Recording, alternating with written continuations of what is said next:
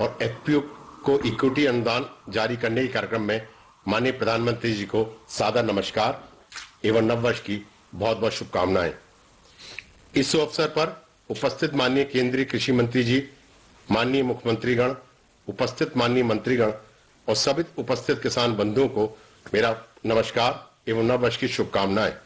सर्वप्रथम मैं केंद्रीय कृषि एवं किसान कल्याण मंत्री श्री नरेंद्र सिंह तोमर जी से स्वागत उद्बोधन के लिए अनुरोध करता हूं।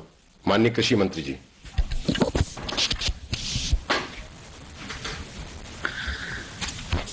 सभी को नव वर्ष की बहुत बहुत शुभकामनाएं। आज हम सबके मध्य माननीय प्रधानमंत्री श्री नरेंद्र मोदी जी इस कार्यक्रम में मुख्य अतिथि के रूप में उपस्थित हैं।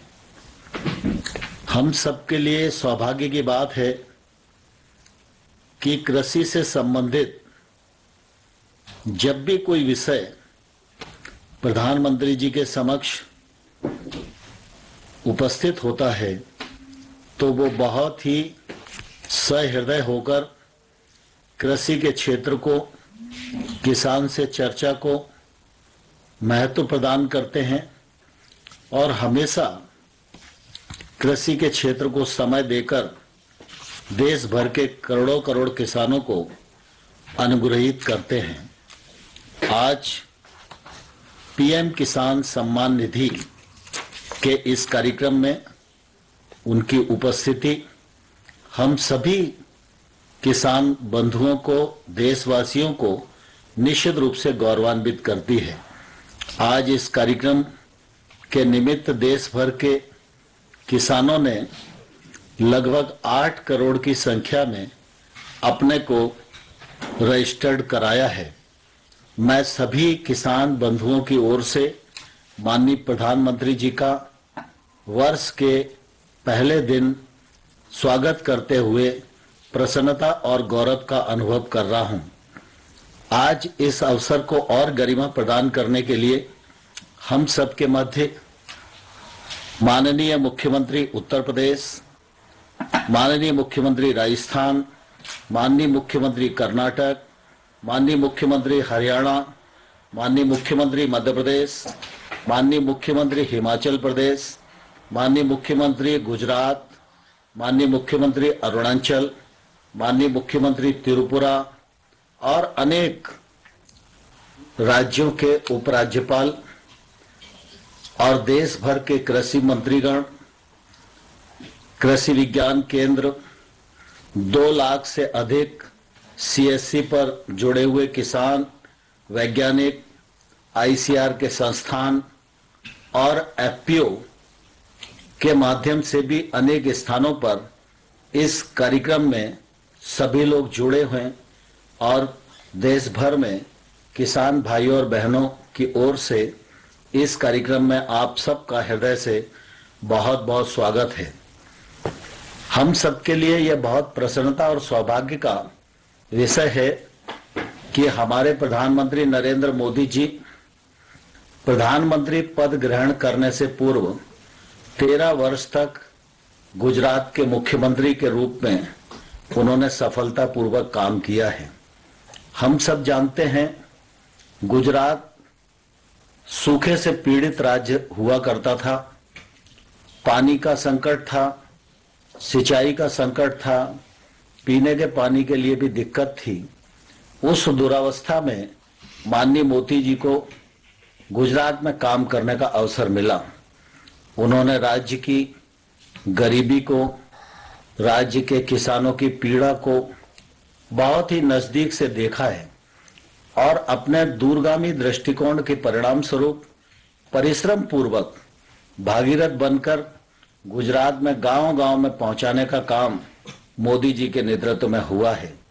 राज्य सरकार को केंद्र सरकार के साथ काम करने में किस प्रकार की कठिनाइयां राज्य को होती हैं, इसका अनुभव भी उनको बखूबी है और इसलिए जब उन्होंने प्रधानमंत्री पद का कार्यभार संभाला तो कृषि के क्षेत्र में, गरीबी के क्षेत्र में, गांव के विकास के क्षेत्र में राज्य किस प्रकार की कठिनाइयां महसूस कर रहे हैं, इसको दृष्टिगत रखते हुए उन्होंने केंद्र में योजनाओं का सृजन किया और उन योजनाओं के माध्यम से गत 7 वर्षों में भारतवर्ष के किसानों को सुविधा प्रदान की जा रही है, जिससे निश्चित रूप से उनके जीवन स्तर में बदलाव आ रहा है। देश भर में किसी किसान संगठन ने, किसी किसान ने यह मांग नहीं की थी कि उसको सम्मान निधि प्रदान की जाए, लेकिन जब प्रधानमंत्री जी ने किसान की आमदनी दोगुनी करने के लिए देश को आह्वान किया, तो उन्होंने इस बात को ध्यान में रखा कि उसकी आय में बढ़ोतरी करना यह केंद्र सरकार का भी काम है और इसलिए पीएम किसान सम्मान निधि योजना बनाई और इस योजना के अंतर्गत पर्याप्त मात्रा में बजट का प्रावधान किया।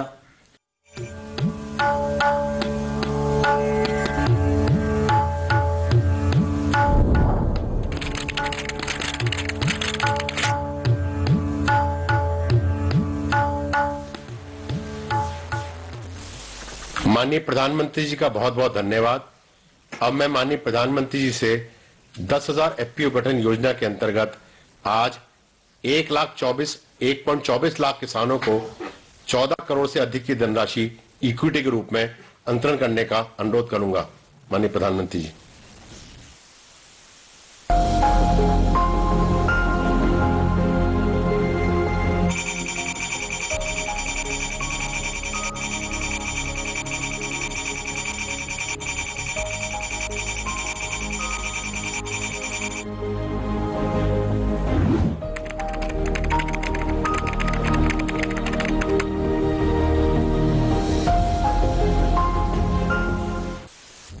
जब एक हाथ से कई हाथ मिलते हैं तो हम अनेक से एक बनते हैं। एफपीओ यानी किसान उत्पादक संगठन, किसानों का एक ऐसा संगठन जिसमें वो खेती से लेकर उपज को बेचने तक साथ मिलकर काम करते हैं। एक गांव में एक जैसी फसल उगाने वाले 15 से 20 किसान अपना समूह बनाते हैं। किसानों के ऐसे कई समूहों से एक एफपीओ बनता है। कृषि क्षेत्र को मजबूत और हमारे मेहनती किसानों को समृद्ध बनाने के लिए ही माननीय प्रधानमंत्री जी ने इस योजना की नींव रखी, जिससे किसानों की आय में वृद्धि होने का उनका सपना भी साकार हो रहा है। यहाँ देश के किसानों की आय बढ़ाने के लिए, किसानों को सशक्त करने के लिए 10,000 फार्मर प्रोड्यूसर ऑर्गेनाइजेशन, कृषि उत्पादक संगठन बनाने की योजना भी लॉन्च की गई।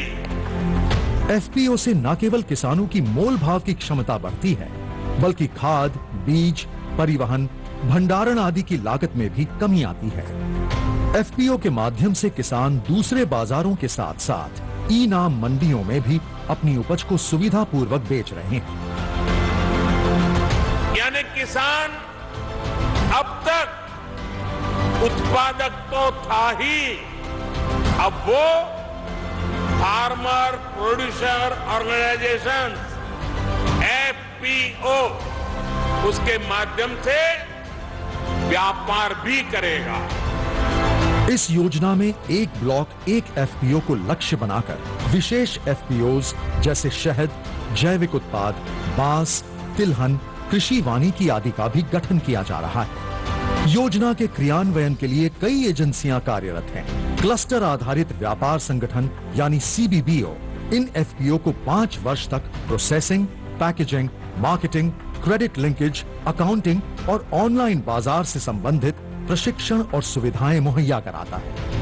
इस योजना में एफपीओ को 15 लाख रुपए तक का पूंजी अनुदान और बिना किसी सिक्योरिटी के 2 करोड़ रुपए तक का लोन देने के लिए भारत सरकार द्वारा बैंकों को गारंटी देने का प्रावधान है। इसके साथ ही एफपीओ के संचालन के लिए 3 वर्ष तक 18 लाख रुपए तक की वित्तीय सहायता दी जाती है। इस योजना के अंतर्गत माननीय प्रधानमंत्री जी द्वारा लगभग 1.25 लाख किसानों को 14 करोड़ रुपए का दिया गया पूंजी अनुदान एफपीओ के मिशन को और मजबूती देगा और उनके व्यापार को बढ़ाने में मदद करेगा। सभी किसान भाई बहन भारत सरकार की इस क्रांतिकारी और ऐतिहासिक पहल का हिस्सा बने और एफपीओ से जुड़कर एक उन्नत भविष्य की ओर बढ़े।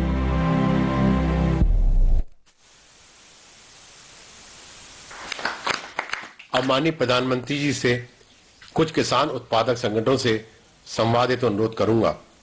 सर्वप्रथम मैं उत्तराखंड से Jeevamrit organic pharma producer company limited नामक एफपीओ के सदस्य किसान श्री जसवीर सिंह से को आमंत्रित करता हूं। श्री जसवीर सिंह जी। जसवीर जी नमस्ते। नमस्कार सर। नमस्कार। नमस्कार, बैठिए, आप बैठिए।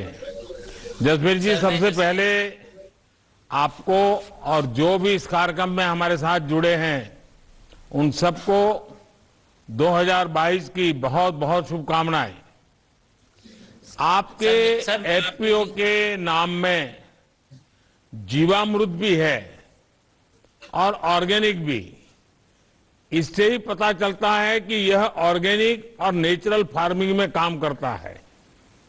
आपने इस तरह की फार्मिंग का ही चयन क्यों किया? सर, सबसे पहले आपको जीवामृत कंपनी की ओर से और यहाँ समस्त अधिकारी की ओर से हार्दिक नववर्ष की हार्दिक शुभकामनाएं।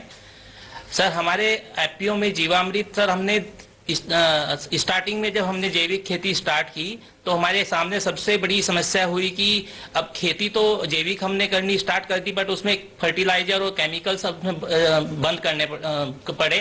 तो इसको कैसे हम आगे बढ़ाएं? तो हमने क्या किया सर, हमने जीवामृत घर पे ही बनाया।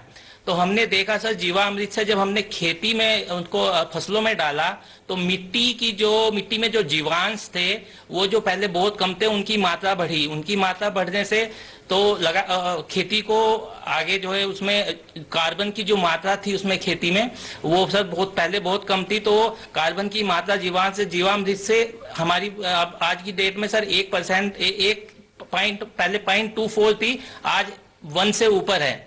तो इसीलिए सर हमने जीवामृत ऑर्गेनिक कंपनी का नाम भी इसलिए फिर हमने सोचा कि जब हम इससे आपका ये मिट्टी को मिट्टी बना सकता है जीवामृत, तो वो अपने जो किसान जो स्वास्थ्य है, जो उससे उत्पन्न अनाज है, जो किसान भाई जो उसको ग्रहण करेंगे, उन जो आम आदमी ग्रहण करेगा तो उनके जीवन को भी सर वो अच्छा बना सकता है। तो इसीलिए हमने अपने कंपनी का नाम भी जीवामृत के नाम से ही रखा। हमने विचार किया कि हम जीवामृत से ही जसवीर जी, आप किस चीज की ऑर्गेनिक खेती करते हैं और कैसे करते हैं? सर, हम क्या अपने उत्पादक को किसी एजेंसी से प्रमाणित भी करवाते हैं क्या?